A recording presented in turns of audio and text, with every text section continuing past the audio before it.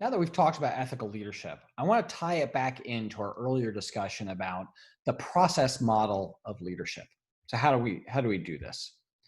Well, first of all, the things that we have learned about ethical leadership is be a person of character, right? And this is what you come out, I think you come out of any 203 with is be a person of character. You hear this around the academy all the time. Be a person of character. What I want you to think about is why this matters to leadership. Thinking about it in terms of the process of leadership. And what do I mean by that? Well, be a person of character means certain things for you. It means engaging in moral reasoning.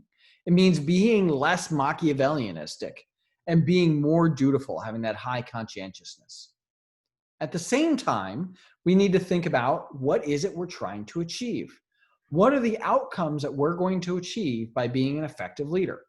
In terms of mission accomplishment, you're going to have an ethical unit, one that doesn't make ethical failures and even builds a reputation as one that stands for integrity.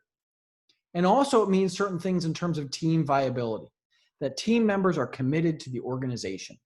These are the things, the results of retention outcomes that you're looking for that ethical leadership are going to help to bring about. So when we look at that model of ethical leadership theory and we look at the studies that we've done, what we find is that when we have leaders who are of good character, when they engage in moral reasoning, when they're highly conscientious, when they are less Machiavellianistic and less narcissistic, then what we see is units that don't have as much ethical failure, and we see teams that are committed to the organization. And how does that happen? Well, we look at the follower behaviors.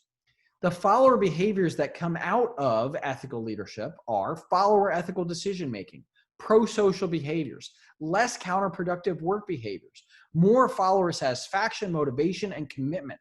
These lead to those leadership outcomes of a unit that builds a reputation as being full of integrity and ethicality and doesn't make ethical failures, and that team members are committed to the organization. This is what I'm talking about when I talk about how your follower behaviors lead to certain leader outcomes. And that ethical leadership is about engendering these follower behaviors, about their ethical decision making, about their pro-social behaviors, their helping behaviors, about not being destructive, about being motivated, and this leading to a committed team who's committed to the mission and also doesn't make ethical mistakes as they're going. Well, it's not enough to just be a person of character. The question is, do you engage in the behaviors of an ethical leader? Ethical leadership, again, is about being a moral person with personal ethics and having good interpersonal behaviors, being fair, having ethical actions and self-expectations, and being a moral manager who sets clear expectations for being people of integrity, that has built structural reinforcement around those ethical expectations and focuses on the process. These are the behaviors that a leader of character engages in that then engender in the followers their ethical behaviors that then lead to a more effective organization. This is what we're talking about when we talk about this process model of leadership. It's not enough to just say, set the example, be a person of character. We need to delve into why. What does that mean in terms of your actual behaviors? And what does it mean in terms of those behaviors leading to certain follower behaviors, which then lead to certain outcomes that we're all trying to achieve? Unless we ignore it, we also need to consider the effects of the situation in all this as well. Role modeling by senior leaders is a big part of this. When senior leaders don't role model ethical behaviors, then it makes it harder for us as leaders to engender those ethical behaviors on the part of our followers. In fact, it makes us less likely to engage in ethical leadership, and it also makes it harder for our followers to respond to that ethical leadership. Also, we think about the ethical context in which the organization exists. The military is considered to be an organization with a high ethical context. We value integrity.